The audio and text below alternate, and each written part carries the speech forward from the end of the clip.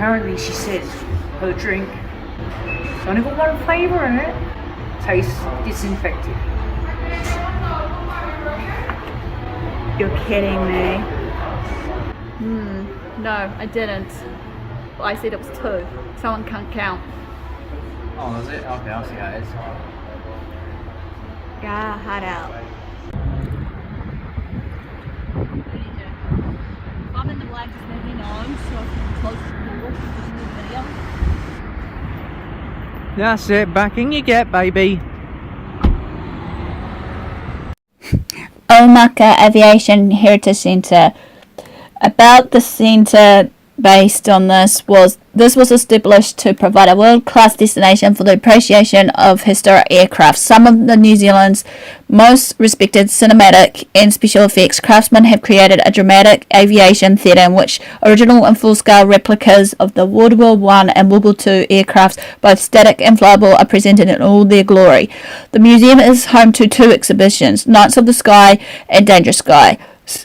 The former is on a long-term loan from film director Sir Peter Jackson and comprises one of the world's largest collections of World War I aircraft and memorabilia. Thanks to Sir Peter's generosity, the aircraft have been brought to life in a series of dioramas created by Wingnut Films and enhanced with lifelike mannequins by Weta Workshop. Dangerous Skies utilise local talent and features stories from World War II and takes visitors on a geographical as well as an historical journey based on these planes alone.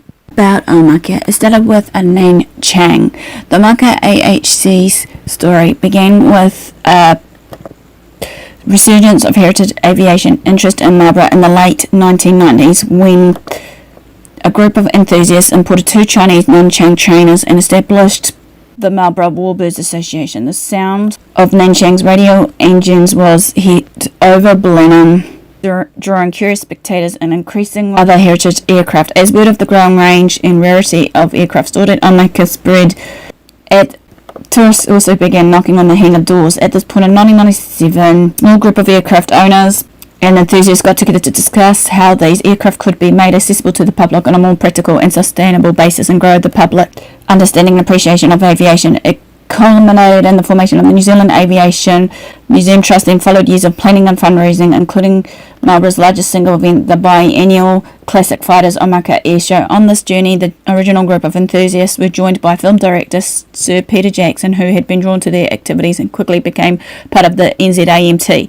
His genuine delight and enthusiasm for the creation of an aviation museum was infectious and added to the determination of the group to see it through to completion. In December 2006, the opening exhibition, Knights of the Sky, was groundbreaking, not just in terms of the historical importance, rarity and scale of the collection, but in the innovative way it was presented. The generosity of Sir Peter Jackson as owner of the Great War collection was integral in bringing the exhibition to life in a series of dioramas, utilising the formidable creative talents of Wingnut Films and enhanced by mannequins by Weta Workshop. On the 1st of November 2016, the highly anticipated unveiling of Omaka Aviation Heritage Centre's second exhibition, Dangerous Skies, took place, drawing on the talents of both homegrown and internationally based experts. The resulting displays have evolved yet again, this time featuring aviation in the Second World War. Today, the Omaka Aviation Heritage Centre is a world-class destination for the appreciation of historic aircraft, not just for the enthusiasts. The centre tells the story of aviation during 2 world wars, the time in which the most intense period of aviation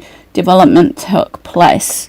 Omaka Aviation Heritage Centre is run by a charitable trust. Most of the aircraft and memorabilia are loaned from private individuals, as well as aircraft. There are the smaller items, letters, logbooks, clothing, photographs that help convey the human stories and give the machines their relevance to history. All need to be conserved, documented and made accessible.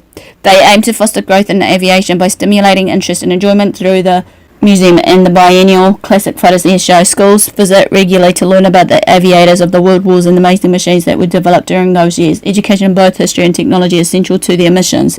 To achieve their goals, they are greatly helped by the generosity of individuals through donations and bequests, which all this information will be listed below in the description bar where to find them and support them. Just guys, World War II exhibition, Omaka Aviation Heritage Centre. This was opened in November 2016. The exhibition, Dangerous Skies, broadens the Omaka experience into the more familiar territory of World War II. Even while breaking new ground, as well as the Battle of Britain, visitors are taken on a journey through the lesser-known stories of the war on the Eastern Front, including that of the world's top-scoring female ace, Lydia Litvayak, and the most famous of all women regiments, the Soviet 508th Night Bombers, or Night Witches as the Germans called them. Like World War I's Knights of the Sky, Dangerous Skies features mannequins made by Weta Workshop and original static inflatable aircrafts and larger-than-life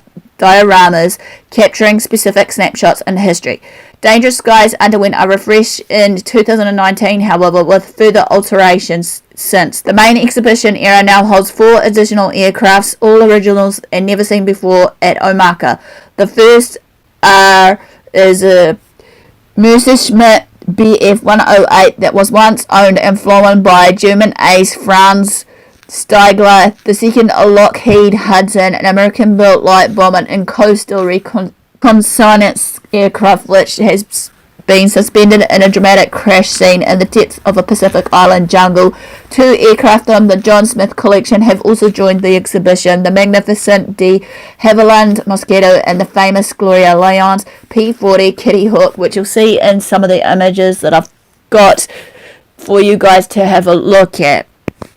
And again, most of the stuff that I'm sharing with you all based on the history and the locations will be of nature as well. And most of the places I visit will be listed below in the description of where you can find these locations that I've been through with FireTheLier. Skip the Line, Dangerous Skies World War II exhibition at Omaka Aviation Heritage Centre. This Dangerous Skies exhibition tells the incredible stories of World War II's unsung aviation heroes. See impeccably restored bombers and fighter planes from the era and immerse yourself in the museum's Battle of Stalingrad experience, a multimedia extravaganza that throws you right into the middle of the infamous siege. Skip the lines and book a special guided tour of the exhibit to learn more about these stories. And in this also I'll have, as most of the destinations that I'm reading out to you or from memory, what have you, some maps so that then you can join on the journey with me as we go down south together. Skip the Line World War I and World War II combo exhibitions at the Omaka Aviation Heritage Centre. Save time and skip the lines with this combo ticket to Omaka Aviation Heritage Centre's cutting-edge Knights of the Sky and Dangerous Skies exhibits that is shown in the theatrical kind of like museum.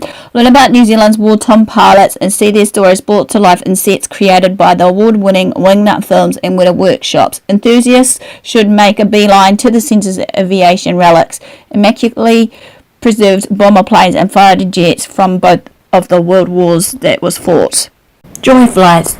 Omaka is home to some magnificent airplanes, including a unique range of classic and warbird aircraft capable of taking passengers for joy flights and your tours of Marlborough, New Zealand. The 3 that they usually take out is as follows. The Boeing Stearman is configured with 3 seats so that couples can travel together in the front of the cockpit and share the wonderful experience of flying over the stunning scenery of New Zealand's premier wine-growing region of Marlborough. Next one is Yakolov Yak 3. This is a newly restored Yak 3 that is a World War II icon and boasts an Allison V1710 V12 engine. For the non-enthusiast, this means the aircraft has a cruise speed of 285 miles per hour and a maximum speed of 407 miles per hour. However, not only is the Yak 3 built for speed, it's also extremely maneuverable, which means if you are up for it, you'll be able to experience some rolls and spins in the air too. Last but not least of the 3 that they offer as a flight for passengers, for scenery and what have you for the enjoyment is Avro Ensign Mk1. This aircraft is the last of some 11,000 built that is still flying around today and is available for adventure flights based out of Omaka Airfield in Blenheim. The interior of the Ensign has been faithfully restored to how it looked when the Ensigns were on frontline service between 1939 and 1941, including replica machine guns and anti-submarine bombs. And also in saying this, you can see also maybe from the museum some other artifacts that were around, like say some other old aircrafts, an old bomb that I found a photo of based on what they were using during the war. So hopefully you enjoyed this quick snippet of my tour of the Travelling with Aspie vlog part 1 of the journey, which was in Blenheim. I'll be back with you shortly with some more history and adventure with FireTheLier and I, so stay tuned and I'll be back with you all shortly. Ciao for now.